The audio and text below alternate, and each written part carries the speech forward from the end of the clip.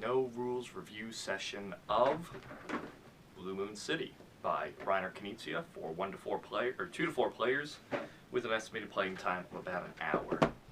So Blue Moon City is a game about rebuilding the city of Blue Moon after the disastrous wars that destroyed it in the original game, Blue Moon, the 2-player card game.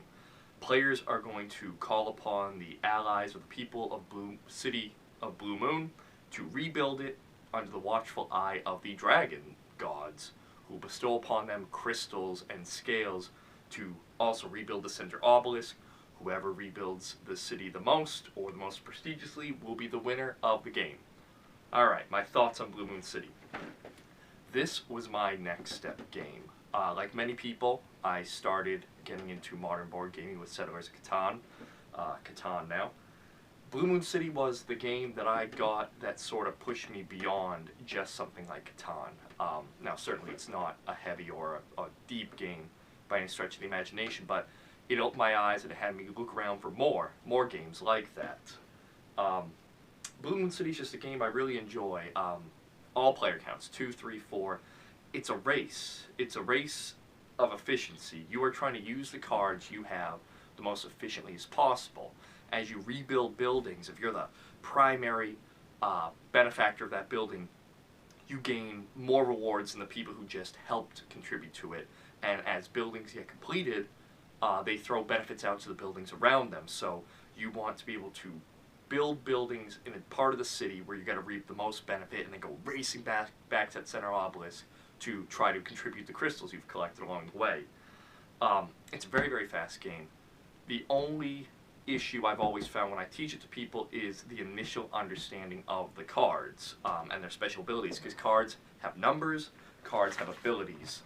I have found that this cheat sheet here, which came with my game, because I bought it used, I believe this is possibly from the Esoteric Order of Gamers, incredibly useful in helping people understand what the different powers do. And also, talking about those powers, that's sort of the fun internal angst of the game. You have cards that you can use for building buildings, or you can use them for their abilities. So you got to decide with your hand of cards, what do I want to do with these? Do I want to contribute to buildings, or do I really need this card for its special ability, you know, calling in a dragon to watch me so I get scales, which is one of the ways to get crystals. You know, do I wait and build up a hand of cards over multiple turns? Do I run around and contribute to many buildings but not finish them and wait for other people to finish them? I mean, all the strategies work, and like I said, it's just very quick, very easy for people to get. People like seeing it build and grow. It's one of those things. I always say a mark of a good game is that you get to watch something grow. People like that. People like watching progression, positive progression. In Blue Moon City, you get that. The board starts with a completely unfinished city, and by the end of it, it's probably not completely finished, but you see as buildings flip over to their colored side, and it's very pretty art. And everybody gets to get that feeling of accomplishment. You realize that you have built up the city in such a way.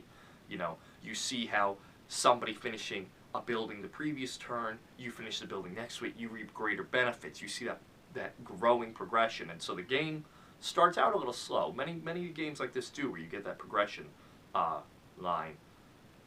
But it then ends very quickly. I always say it to people when I'm teaching it to them for the first time. I say, this game's going to end before you realize it, because everybody starts on the obelisk, and they're moving up bit by bit by bit, and all of a sudden, bam, bam, bam, bam, bam, it can be done in a matter of turns. When 2 turns previously, it didn't seem like anybody was close.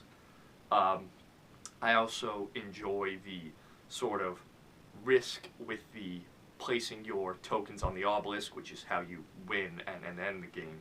That the earlier you place them, the cheaper it is.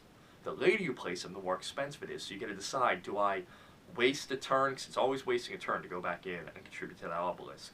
Do I waste a turn going in and building the obelisk, you know, making a contribution now, or do I hoard my crystals so I can go in and get more than one contribution at once? Sure, it's going to cost me potentially a little more depending on what the other players are doing. But again, you've got to make that call, and certainly many of these decisions are situational. What else do I want to say about the game? I think it's lovely. I think the production's quite nice. I like the big, thick cardboard that makes up most of it. The tile's very nice. Very simple rule book. Like I say to people all the time, it's four pages. 4 pages of rules, which is great when you're just teaching people a game. Certainly, we all appreciate heavier, longer games, but it's wonderful when you can have a game that can be explained so quickly, especially when it's an introductory game. Like I said, I think the art on these cards is quite stunning. It's not quite as risque as the art in the two-player card game. Not that that's anything, incredible.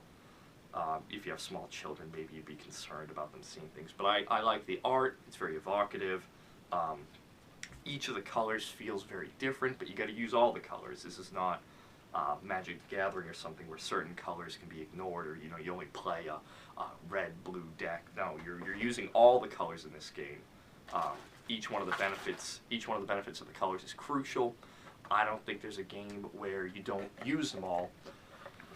With the only caveat being that, at least personally, I have found that the yellow colors, they don't seem to get built, and people don't seem to use their colors or their powers all that much. That could just be groupthink.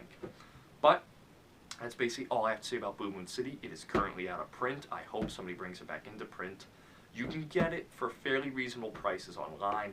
I think it's a great next step game for those who are done with things like Catan or Ticket to Ride or Carcassonne.